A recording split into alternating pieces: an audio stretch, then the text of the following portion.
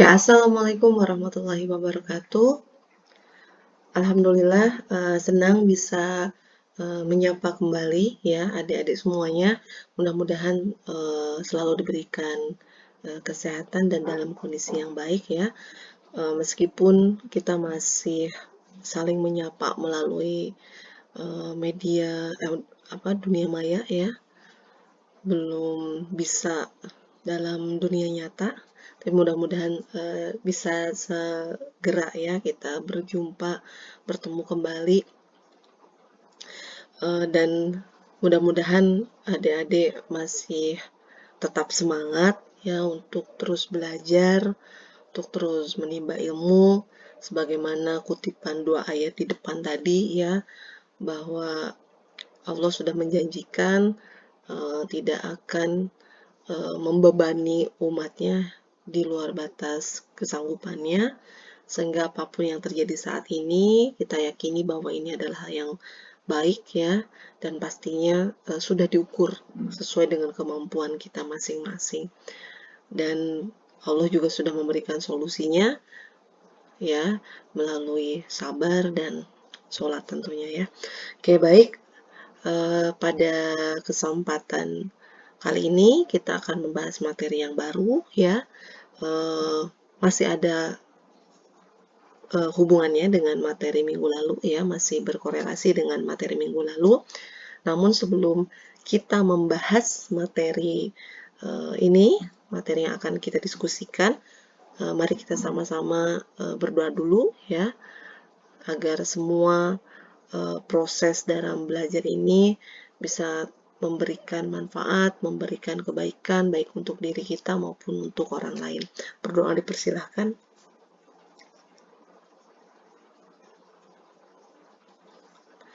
Amin.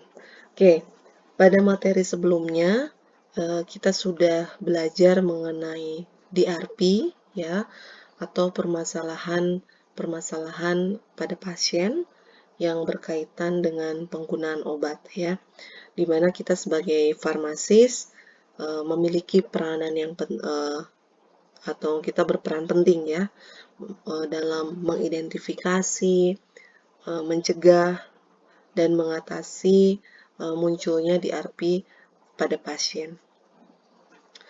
Pertanyaannya, lantas bagaimana cara identifikasi DRP pada pasien ini? Nah, untuk membantu proses identifikasi DRP pada pasien, farmasis atau apoteker ini menggunakan metode ya, menggunakan metode sistematis yang nantinya dapat membantu kita dalam menganalisis permasalahan terkait obat yang muncul pada pasien. Dengan menggunakan metode sistematis ini juga bisa membantu farmasis untuk mengumpulkan ya dan mendokumentasikan tentunya data serta informasi pasien dengan lebih terorganisir, dengan lebih terorganisasi.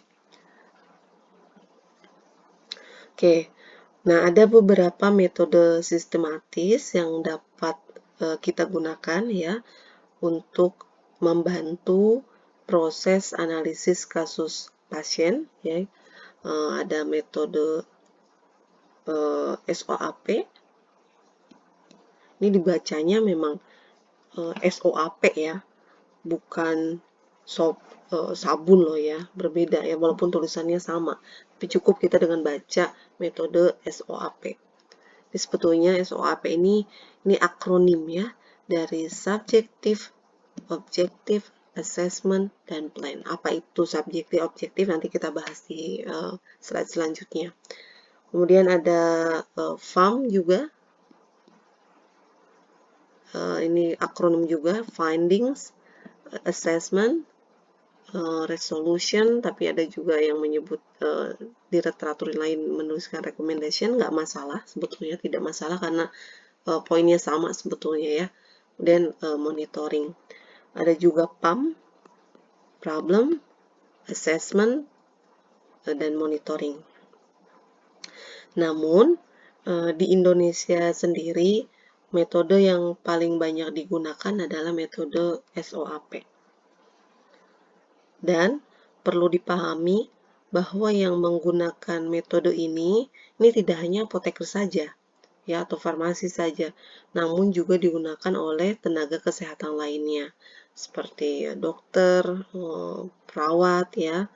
Namun, ada isi yang sedikit berbeda, artinya konten SOAP yang diisi atau ya dilakukan ya diisi oleh apoteker dengan SOAP yang ditulis dokter maupun perawat, ini ada sedikit perbedaan. Nanti kita bahas apa perbedaannya, ya. Kemudian metode ini juga digunakan dalam aktivitas klinis lain, ya, seperti dalam proses PTO, pemantauan terapi obat, ya, serta karena sebetulnya identifikasi DRP pun bagian dari aktivitas pemantauan terapi obat. Baik, mari kita bahas, ya. Namun di sini kita fokus membahas metode SOAP.